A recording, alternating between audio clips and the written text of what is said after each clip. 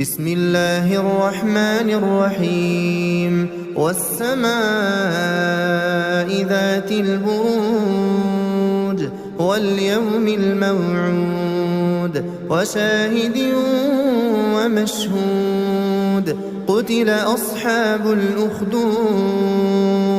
النار ذات الوقود إذ هم عليها قعود وهم على ما يفعلون بالمؤمنين شهود وما نقموا منهم إلا أن يؤمنوا بالله العزيز الحميد الذي له ملك السماوات والأرض والله على كل شيء شهيد إن الذين فتنوا المؤمنين والمؤمنات